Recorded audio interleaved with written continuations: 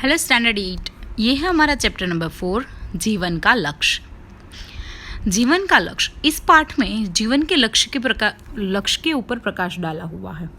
प्रत्येक व्यक्ति की रुचियाँ और योग्यताएं भिन्न भिन्न होती है।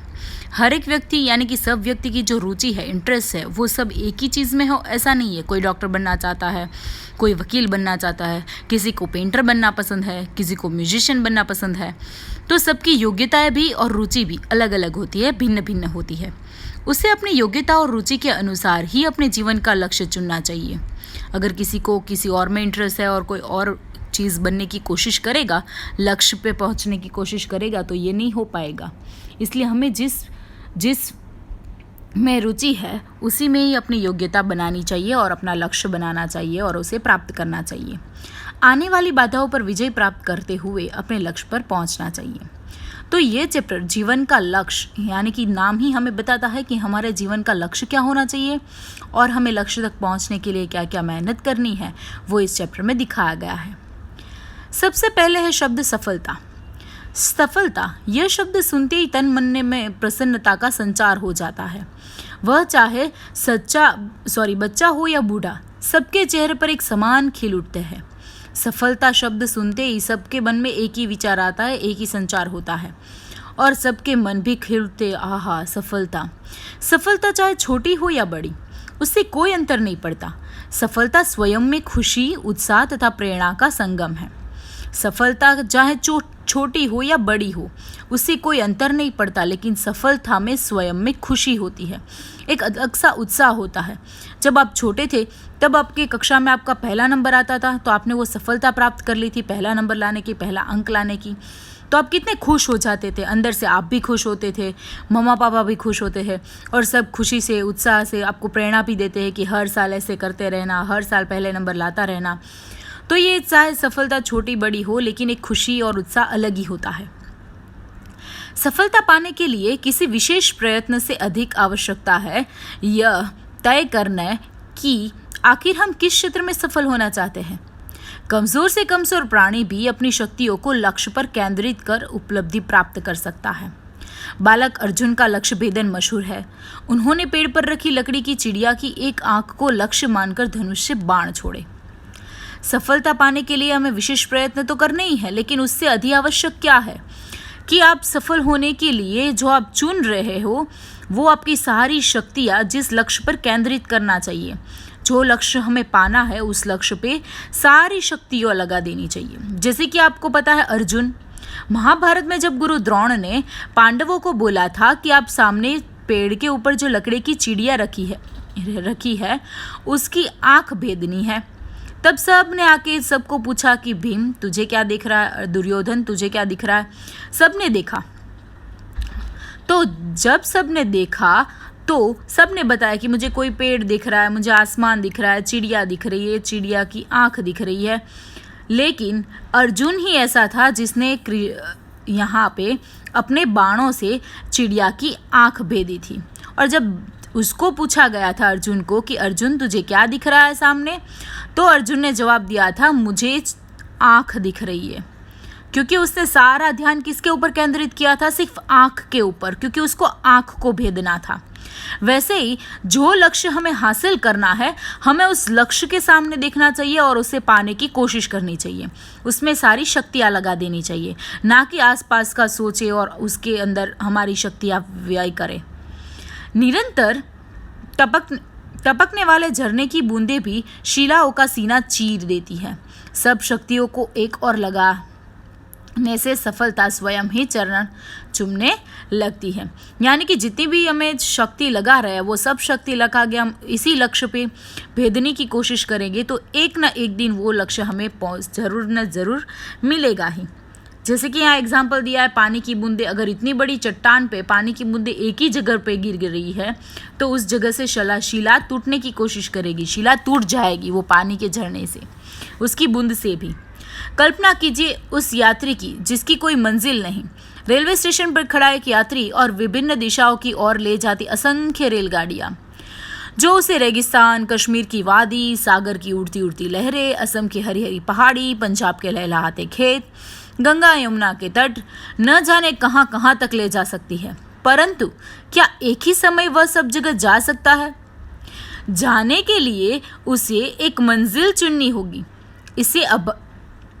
इसके अभाव में तो यात्री वही खड़ा प्रतीक्षा करता रहेगा और समय बीत जाएगा। आप सोचिए, अगर आप रेलवे स्टेशन पे खड़े हो और यात्री सब दिशा में इधर उधर भाग दौड़ कर रहे हैं, हमारी ट्रेनें भी इधर से उधर भाग रही है, लेकिन हमारी जो ये सारी ट्रेनें हैं वो हम सब जगह पे ले जा सकती है, हमें कश्मीर भी पहुंचा सकती है, रेगिस्तान भी ले जा सकती है, पहाड़ियों में, पंजाब में, गंगा यमुना सब जगह ले जा सकती है। लेकिन अगर हम एक साथ ये सब ट्रेन में बैठ पाएंगे? क्या एक साथ हम सब जगह पे जा पाएंगे?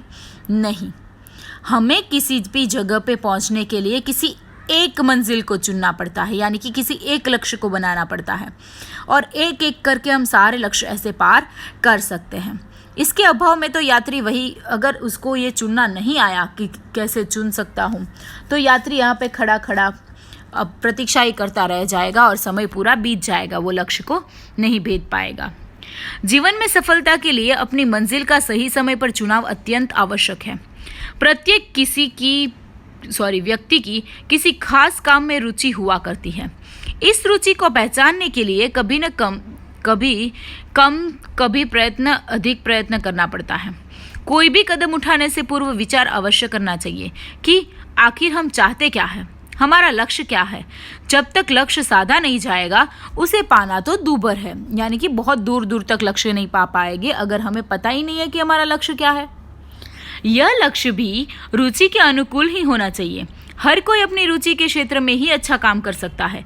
कोई अच्छा लेखक हो सकता है या वक्ता, किसी की पेड़ पौधे में रुचि हो तो किसी के अंतरिक्ष में विचरते असंख्य तारों में हो। कोई बड़ी बड़ी मशीनों को नियंत्रित करने में आनंद का अनुभव करता है तो कोई रंग और कुची उठाकर चित्र बनाने में आनंद का अनुभव करता है। यानी कि सबकी रुचि अलग अलग होती है, सबका इंटरेस्ट अलग अलग होता है। किसी को चित्र बनाना अच्छा लगता है, किसी को लेखक बनना, किसी को वक्ता बनना, तो सबकी रुचि अलग अलग होती है और उसी रुचि के अनुकूल हमें लक्ष्य भी बनाना चाहिए, क्योंकि तभी हमें सफलता अच्छी मिलती है। अपने भीतर के व्यक्ति को पहचानना आवश्यक है। विश्व के सभी महान व्यक्तियों में अपने अपने विशिष्ट गुणों को पहचाना, निखारा और सफलता, यश, समृद्धि के उनके कदम चुने हैं।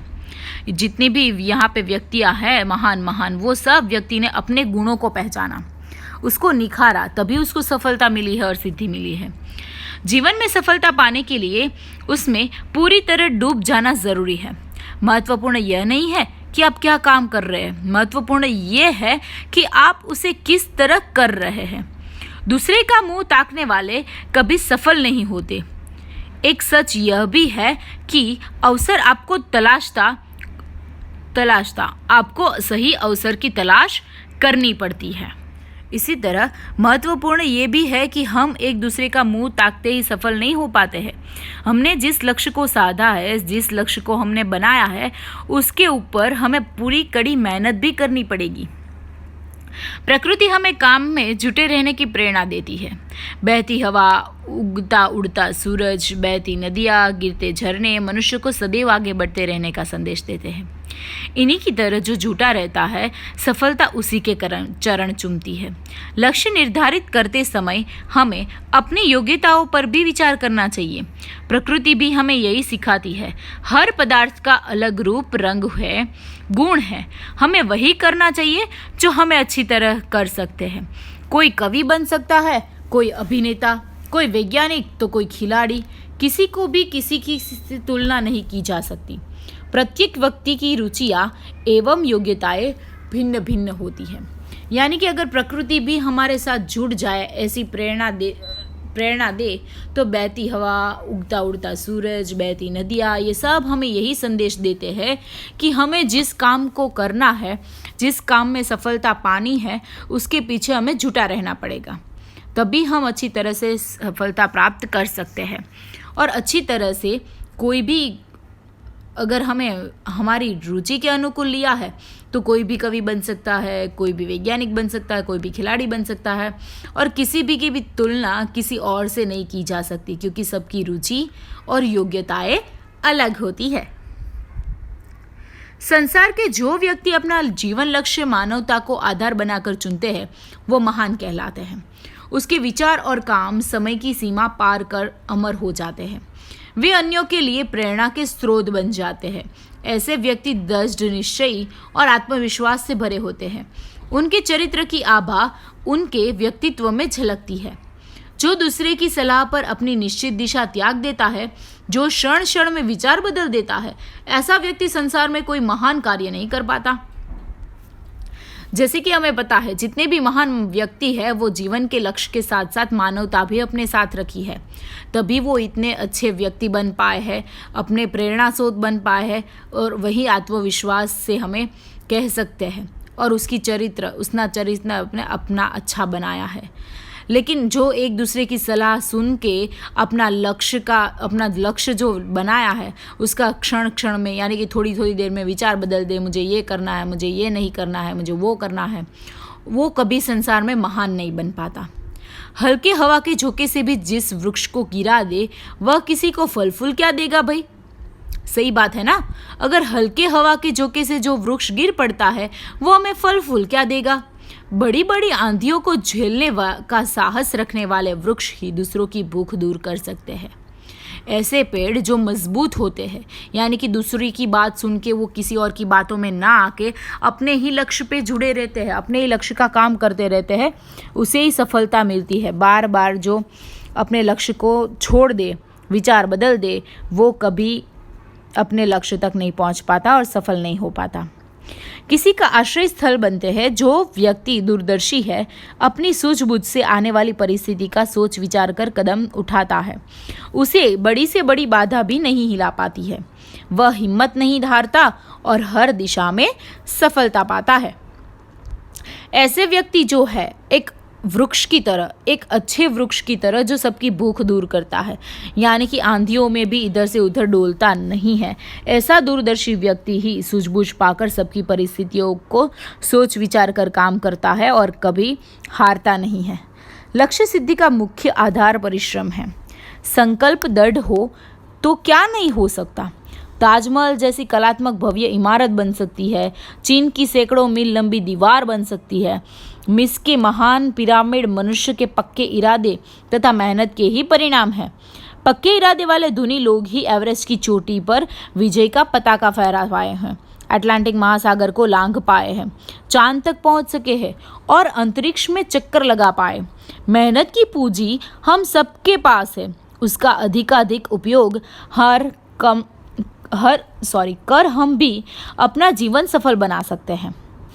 यहाँ पे लास्ट पैराग्राफ में बहुत अच्छी बात की है। लक्ष्य सिद्धि का मुख्य आधार परिश्रम है। हमारा जो लक्ष्य है वो हमारी सिद्धि यानी कि सफलता प्राप्त करने का मुख्य आधार है, परिश्रम है। हमें मेहनत तो करनी पड़ेगी। अगर हम ये सब नहीं करते तो क्या इतनी बड़ी ताजमहल बन पाता? इतनी चीन की इतनी बड़ी दीवार नहीं बन पाती।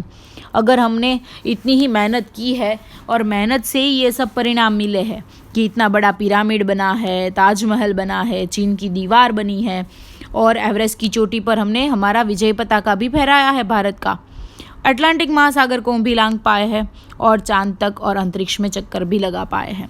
तो ये सब हमारे जीवन में सफलताएं हमें मिली है, वो हमारे परिश्रम के कारण है। यदि श्रम पूर्वक पसीना बहाओगे तो सफलताएं मुस्कुरा कर गले लगेगी। श्रम पूर्वक यानी जो मेहनत करोगे तभी हमें सफलताएं मिलेगी। ऐसे बैठे बैठे हमारे हाथों में कुछ आने वाला नहीं है। लक्ष्य ही मंजिल बन पा जाएगा और जीवन सफल हो जाएगा। हमारा जो लक्ष्य है वही हमारी मंजिल बन जाएगा और जीवन में सफल हो जाएगा। आप लोग भी कभी कभी लक्ष्य बनाते होंगे। आपने कभी एग्ज़ाम में लक्ष्य बनाए होंगे कि ये एग्ज़ाम में मुझे इतने मार्क्स लाने हैं। लक्ष्य तो बना लिया, लेकिन वो लक्ष्य तक पहुंचने के लिए कभी आपने मेहनत की है? कभी मेहनत नहीं करोगे, ऐसे ही बैठे बैठे सोचते रहोगे कि मुझे फर्स्ट रैंक लाना है, तो ये कभी पॉसिबल होगा नहीं।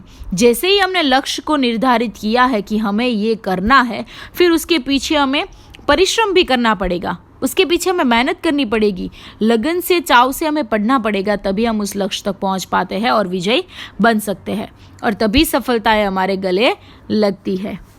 तो ये था हमारा चैप्टर नंबर 4, जीवन का लक्ष्य।